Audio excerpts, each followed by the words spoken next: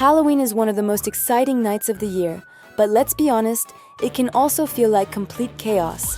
Kids are hyped on sugar, parents are stressed, and before you know it, the whole night becomes a blur. What if I told you there's a way to make trick-or-treating feel magical, calm, and genuinely memorable? Stick around because today we're walking through a mindful trick-or-treat routine that's going to completely change how your family experiences Halloween nights. Let's start with step 1, and this happens before you even open the front door. Setting the tone matters more than most people realize. Before you head out, take 2 minutes as a family to do something simple. Take 3 slow, deep breaths together. It sounds almost too easy, but what it does is shift everyone out of that frantic energy and into the present moment. While you're at it, do a quick essentials check: flashlights, comfortable shoes, a bag that's actually big enough, and yes, a water bottle, because nobody thinks about hydration on Halloween until someone's cranky at the halfway point. Here's the mindful costume piece that most families skip.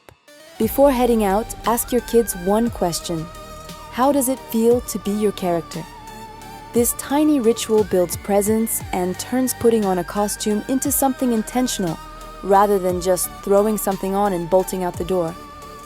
Step 2 is where the real magic starts. This is your walking strategy. Instead of speed walking from door to door, try syncing your steps with your breathing. Breathe in for 3 steps, breathe out for 3 steps. You don't have to announce this to your kids as meditation.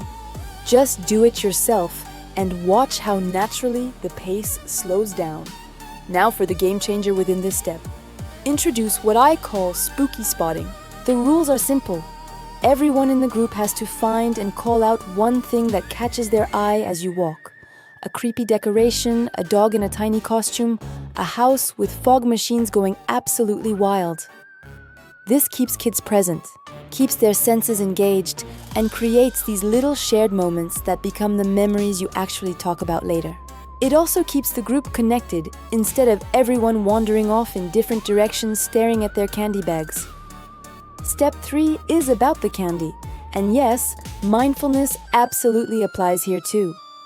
When your kids grab a piece of candy from the bowl, encourage them to actually look at it for a second before eating it. Notice the colors, the wrapper, the shape. This is mindful eating in the simplest possible form, and it naturally slows down the consumption without you having to play the bad guy who rations everything. Try adding a tiny gratitude moment here.